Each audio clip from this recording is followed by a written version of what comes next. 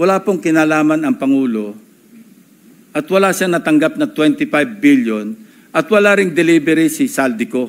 Imposible, sabi nga ni Bernardo, imposible siya mag-deliver ng 25% kasi ako yung nag-handle, ako nag-deliver ng 8 billion. Mr. President, pino-confirm ko, hindi ho kami nag-usap ni Senator Lacson, but re-review ko ho yung mga projects at ganun rin po nakita namin na about 1.1 billion 150 yeah. Ang na veto po ng Pangulo. So yun rin po yung aking nasa isipan, kung ito po ay manggagaling sa kanya, bakit naman niya i-veto to? At nakita rin ho namin yung mga, may tinignan din ho yung mga list of contractors ho doon, kasi in-identify ho yung mga contractors. Marami ho sa contractors ay kasali rin po doon sa mga maanumalyang flood control. Nakita ho namin na nandiyan po sila Alpha and Omega General Contractor, ito po yung Diskaya. Si Wawaw Builders, nandiyan rin po. Si Legacy Construction na pinatawag natin dito, QM Builders. So ang ibig sabihin nitong mga contractors na nakita natin sa flood control, present rin dito sa 81 billion worth of projects. It sucks, Mr. President, to think na ito yung nangyayari.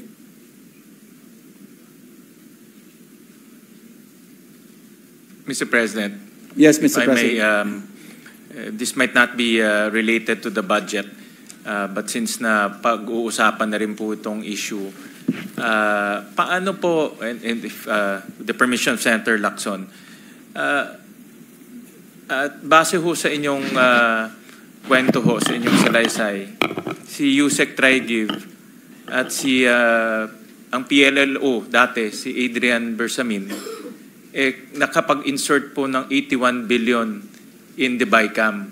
Paano po itong dalawang tao na hindi naman po high level ang kanilang posisyon na kumbinsi ho ang mga mambabatas na mag-insert ng 81 billion pesos po sa BICAM? Perception, Mr. President. Sinong hindi maniniwala kapag Bersamin ang nagsabi na utos ni Presidente na mag-insert kayo? Now, regarding the items, may tulong po yung DPWH. I would assume under Secretary Cabral, because siya naman talaga yung nagpe-prepare ng list. Siya yung nagko-consolidate to find out baka merong redundancy, merong mga hindi viable, merong repeat projects. Siya lahat yan eh. So ito yung conspiracy, Secretary Bonoan, as far as DPWH. Ano? So yung naiiwan ng, kasi 81, so meron pang tayong ina-account na 29 billion. Iba't ibang agencies na raw yun. Probably other departments, 19. Other agencies. Kung 81. Right na ho, 19, kung 81, 19. 19. Yeah, 19 billion. Sorry. Sa pagkaalam ko ho sa mga ganitong proseso, marami mo hong nagbabantay. Andyan po yung House, andyan yung Senate, andyan yung DBM. At 81 billion at BICAM ho, napakalaking... 100 billion, Mr. President. 100 billion. 81, sa DPWH lang correct. yun. Yung 100 billion at BICAM, napakalaking movement po ang mangyayari. Bakit ho hindi na i-report ho to? Mr. President, that's why I laud your effort na maging transparent hanggang BICAM. Nang gagawin natin ngayon, wala ng alien items na papasok outside of the House version and the Senate version. And that's a very good way forward, moving forward, na talagang hindi lang magiging simple, transparent, hindi na po pwede yung 2 tao na lamang, 3 tao, 4 na tao nag-uusap sa BICAM. Now, you ask me, how could it have happened? Eh, nag-uusap, ilan lang eh. Bakit hindi pwede mangyari? Siningit yung 100. Pinaratify. Alam naman po natin, pag nag-ratify tayo, or even the members of the BICAM, sa Senate lang, di ba? Sa kapal noong ating pinipirmahan, page by page or every page, magiging kontrabida kapag inuwi mo pa yung pinapapirmahan sa atin. Mahihiya ka kasi ikaw lang hinihintay. Without reading, we would sign. Times are different now, Mr. President, and we fully trust you because of, what you have done so far. Lahat kami naniniwala na pag pinapirmahan mo sa amin yung BICAM report, assuming na member ako ng Bicameral Conference Committee ng Senate panel, and even the BICAM report for ratification, ako with you there, I will sign it without reading.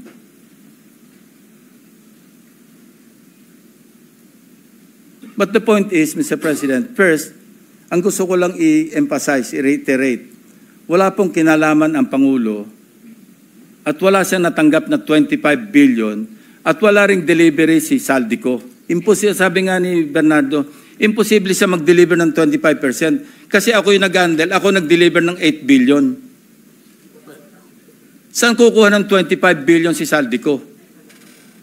Yung 81 billion, by the way, yung 29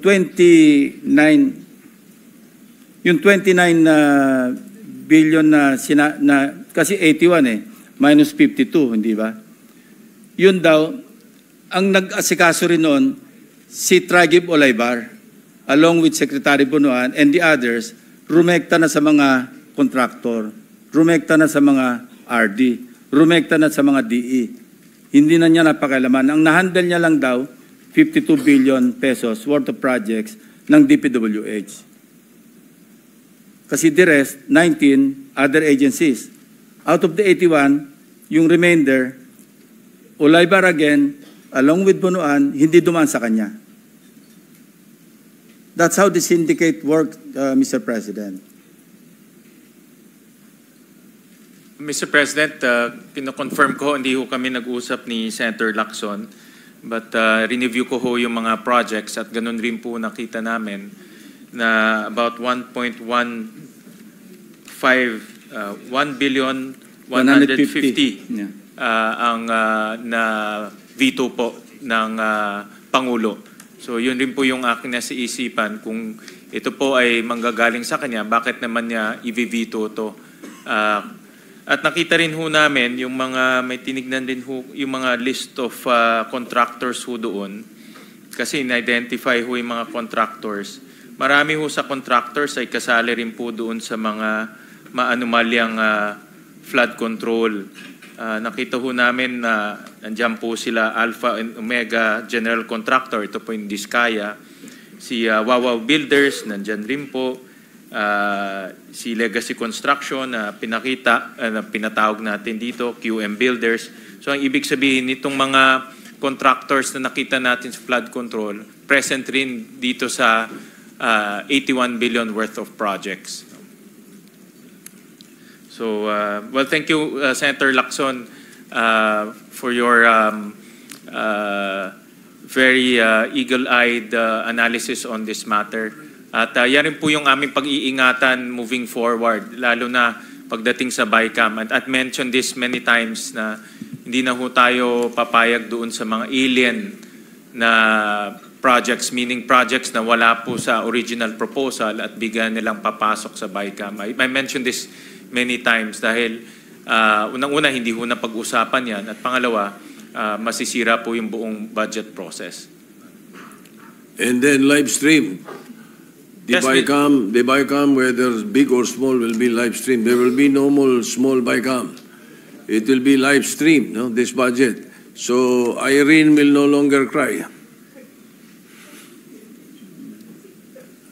And I hope this, Alam niyang alam ko. And I hope, Mr. President, what Senator Gatchalian has started can be sustained sana. Not only in the 2026 budget, sana all the way na. Kasi this is a painful lesson para sa atin lahat, Mr. President. It pains me to see familiar names, some of them. The Executive Secretary is a good friend of mine, Mr. President. It pains me to mention his name.